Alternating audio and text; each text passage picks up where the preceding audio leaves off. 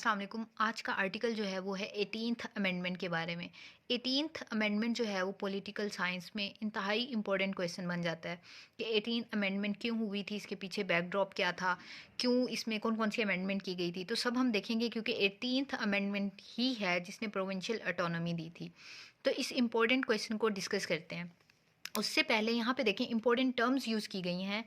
Eight eighth 13th and 17th जो amendment है ना, इनका अगर हमें बैकग्राउंड पता होगा तो हमें ये आर्टिकल अच्छे से समझ आएगा। तो सबसे पहले इन अमेंडमेंट को देख लेते हैं कि ये है क्या।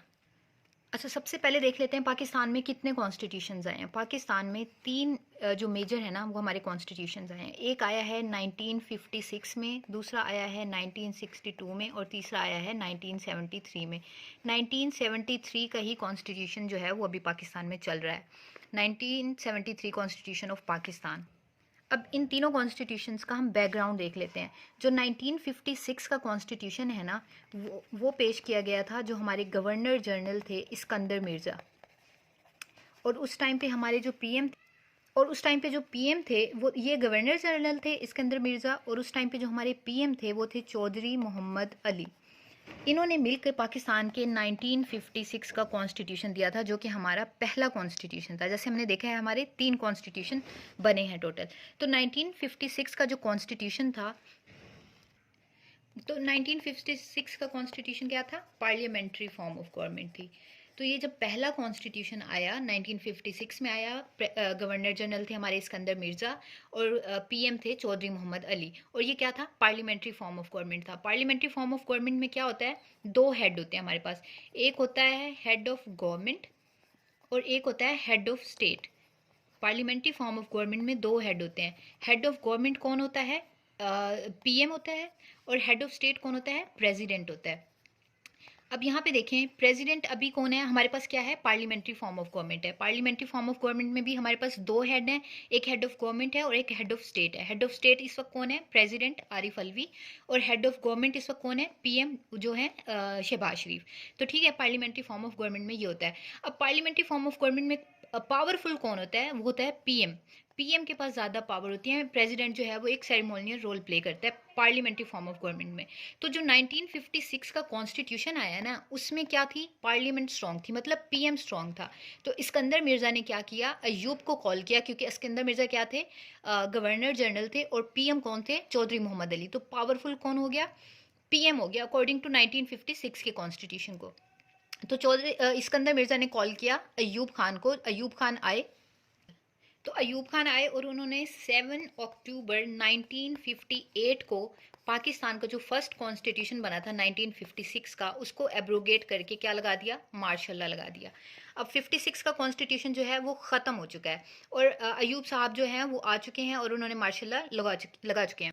तो जब अयूब साहब आए, 56 का कॉन्स्टिट्यूशन उन्होंने एब्रोगेट किया। वो क्या था? Presidential parliamentary form of government था। तो अब अयूब साहब ने आके अपना कॉन्स्टिट्यूशन दिया जो कहलाता है 1962 का कॉन्स्टिट्यूशन। पाकिस्तान में हमने देखा है टोटल 3 कॉन्स्टिट्यूशन बने हैं। 1962 का कॉन्स्टिट्यूशन क्या था? पहला था 56 वाला पार्लियामेंट्री फॉर्म ऑफ गवर्नमेंट में पीएम स्ट्रांग थे। अब इन्होंने आते ही क्या दिया? Presidential form of government. जो 62 का कॉन्स्टिट्यूशन था वो प्रेसिडेंशियल फॉर्म ऑफ गवर्नमेंट में था। मतलब प्रेसिडेंशियल फॉर्म ऑफ गवर्नमेंट में क्या होता है? हेड ऑफ स्टेट और हेड ऑफ गवर्नमेंट दोनों क्या होते हैं? प्रेसिडेंट के पास होते हैं ओहदे। पार्लियामेंट में हमने देखा है दोनों 2 डिफरेंट ओहदे होते हैं, लेकिन प्रेसिडेंशियल फॉर्म ऑफ गवर्नमेंट में हेड ऑफ स्टेट और हेड ऑफ गवर्नमेंट दोनों क्या होता है? वो प्रेसिडेंट ही होता है। तो प्रेसिडेंशियल फॉर्म ऑफ गवर्नमेंट में प्रेसिडेंट जो है वो बहुत स्ट्रॉन्ग होता है। जैसे पाकिस्तान में पार्लियामेंट्री फॉर्म ऑफ गवर्नमेंट है, लेकिन यूएसए में क्या है? प्रेसिडेंशियल फॉर्म ऑफ गवर्नमेंट है। जो सदर बाइडन है वो क्या है? स्ट्रॉन्ग है वहाँ पे, क्योंकि दोनों जो ये ओहदे हैं वो क्या है? प्रेसिडेंट के पास है। अयूब के कॉन्स्टिट्यूशन के बाद 1962 के, उसके बाद 1969 में सेकंड मार्शल लॉ लग जाता है पाकिस्तान में। जो कौन लगाते हैं? याह्या खान लगाते हैं 1969 में। अच्छा, 1969 के बाद क्या होता है कि 1971 में ईस्ट पाकिस्तान जो है वो पाकिस्तान से वेस्ट पाकिस्तान से अलहदा हो जाता है। यानी कि जो आज का बांग्लादेश है वो 1971 में पाकिस्तान से अलहदा हो जाता है। तो याह्या के मार्शल लॉ के बाद क्या हुआ? 1962 का कॉन्स्टिट्यूशन भी है वो भी एब्रोगेट हो गया। अब देखते हैं थर्ड जो कॉन्स्टिट्यूशन है वो कब बना। अभी हमने देखा 1956 का कॉन्स्टिट्यूशन जो है वो किसने ख़त्म कर दिया है, अयूब ने, और उन्होंने आके अपना नया कॉन्स्टिट्यूशन दिया है 1962 का, जो है प्रेसिडेंशियल फॉर्म ऑफ गवर्नमेंट।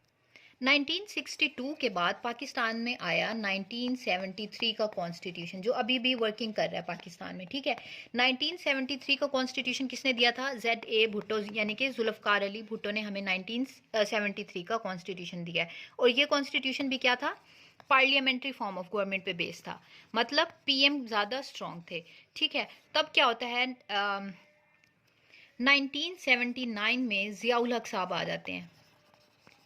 अब 73 में हमारा कॉन्स्टिट्यूशन आ चुका है, ज़ियाउल हक आते हैं 1979 में, और आके 73 के कॉन्स्टिट्यूशन को क्या कर देते हैं, सस्पेंड करते हैं कुछ टाइम के लिए।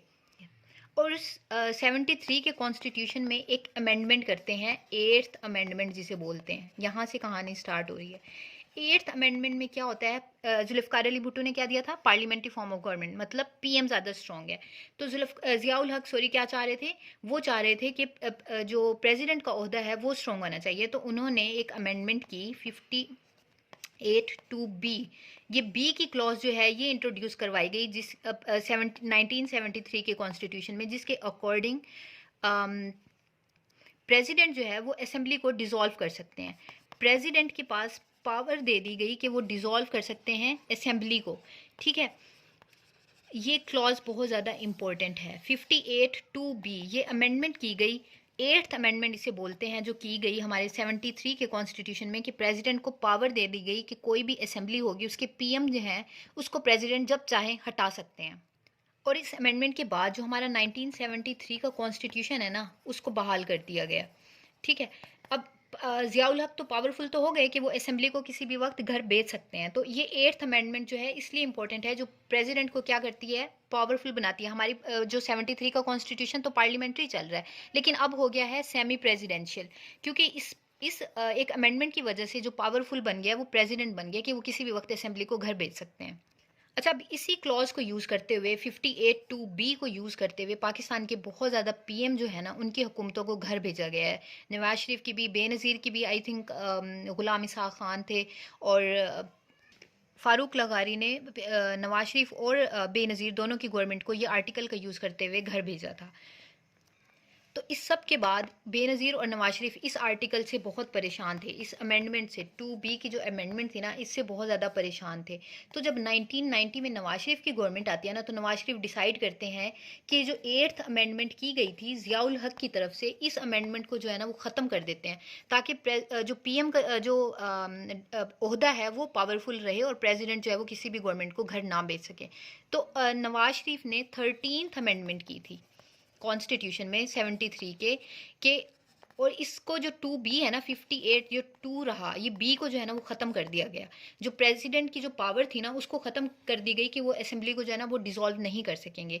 तो 8th अमेंडमेंट की थी ज़ियाउल हक ने, उस पावर को लेके आए थे कि प्रेसिडेंट जो डिसॉल्व कर सकता है। 13 अमेंडमेंट की है नवाज शरीफ ने कि जो प्रेसिडेंट है वो असेंबली डिसॉल्व नहीं कर सके। फिर आ जाते हैं 1999 में मुशर्रफ साहब भी क्या लगाते हैं, इमरजेंसी लगा देते हैं। अब इमरजेंसी लगाने के बाद भी उनका सबसे पहला ध्यान जाता है 58(2)(b की तरफ। वो इसको रिस्टोर करना चाहते हैं कि किसी तरह प्रेसिडेंट, जब वो मुशर्रफ प्रेसिडेंट बनेंगे तो उनके पास ये पावर होनी चाहिए कि वो भी असेंबलीज को घर भेज सकें, जैसे कि पास्ट में प्रेसिडेंट करते रहे। तो मुशर्रफ साहब ने भी क्या किया, 17th अमेंडमेंट कर दी दोबारा से आकर, और जो नवाज शरीफ ने ख़त्म की थी 58(2)(b को, ये दोबारा ले आए। मुशर्रफ साहब पहले, ज़ियाउल हक ने इंट्रोड्यूस करवाया, नवाज शरीफ ने ख़त्म करवाया, फिर मुशर्रफ साहब दोबारा ले आए हैं ताकि मैं स्ट्रॉन्ग रहूँ और मैं भी किसी गवर्नमेंट को दोबारा घर भेजता रहूँ। इसके बाद क्या हुआ, उसके बाद आ जाते हैं जरदारी साहब। जरदारी क्या करते हैं, 18th अमेंडमेंट करते हैं, क्योंकि जरदारी उस वक्त प्रेसिडेंट थे। तो उन्होंने क्या किया, 18 अमेंडमेंट के थ्रू अपनी जो पावर थी असेंबली डिसॉल्व करने की, उसको ख़त्म कर दिया। उन्होंने क्या किया, पार्लियामेंट को स्ट्रॉन्ग किया। 18th अमेंडमेंट बहुत ही वास्ट टॉपिक है, इसको हम डिस्कस करेंगे डिटेल से, बट उसमें एक क्लॉज ये भी है कि जरदारी साहब ने क्या किया था, जो 2B था ना, इसको ख़त्म कर दिया था कि प्रेसिडेंट से ये पावर, मतलब वो खुद प्रेसिडेंट थे, उन्होंने अपनी ही पावर जो है वो डिसॉल्व कर दी थी कि मैं असेंबली को अब डिसॉल्व नहीं कर सकूँगा। तो अब से ये पावर प्रेसिडेंट के पास नहीं है कि वो खुद से असेंबली डिसॉल्व कर सके। अब हिस्ट्री देखें आप, 1990 में क्या किया है, 8th अमेंडमेंट को इंट्रोड्यूस करवाया गया है ताकि असेंबली को डिसॉल्व प्रेसिडेंट कर सके। नवाज शरीफ 13 अमेंडमेंट में क्या करते हैं कि ये असेंबली को डिसॉल्व प्रेसिडेंट की पावर ख़त्म करते हैं ताकि पार्लियामेंट जो है वो स्ट्रॉन्ग रहे और एक मुकम्मल अपना पीरियड करे। फिर 1990 में जब 1999 में मुशर्रफ साहब आ जाते हैं, तब वो क्या करते हैं, 17th अमेंडमेंट इंट्रोड्यूस करवाते हैं और दोबारा इस पावर को लेके आते हैं। फिर 18th अमेंडमेंट होती है और जो जरदारी हैं वो क्या करते हैं, वो इस क्लॉज को ख़त्म कर देते हैं ताकि प्रेसिडेंट जो है वो इसका मिसयूज़ ना कर सके, क्योंकि इस पावर का बहुत ज़्यादा मिसयूज़ किया गया है और बहुत ज़्यादा पाकिस्तान के जो पीएम हैं वो हटाए गए हैं इसी एक 58(2)B के तहत। अभी जो पाकिस्तान में अप्रैल में जो इमरान खान की गवर्नमेंट हटाई गई है, तो आपने देखा होगा कि इमरान खान ने समरी भेजी थी प्रेसिडेंट को कि उनकी जो असेंबली है उसको डिसॉल्व किया जाए। तो अब रूल क्या है 1973 के अकॉर्डिंग पाकिस्तान के कॉन्स्टिट्यूशन में, कि पीएम की एडवाइस पर कोई भी प्रेसिडेंट असेंबली को डिसॉल्व कर सकता है। जब पीएम एडवाइस देंगे तभी होगा, प्रेसिडेंट खुद से असेंबली डिसॉल्व नहीं करेंगे, लेकिन करेंगे तो अभी भी प्रेसिडेंट ही, बट पीएम की एडवाइस पे। जब तक पीएम एडवाइस नहीं देंगे, तभी इमरान खान ने सदर आरिफ अलवी को एडवाइस दी थी कि आप मेरी जो असेंबली है उसको डिसॉल्व कर दें, जिसके तहत असेंबली डिसॉल्व कर भी दी थी आरिफ अलवी ने। उसके बाद दोबारा कॉन्स्टिट्यूशनल जंग स्टार्ट हुई और उसके बाद वो सब हिस्ट्री है।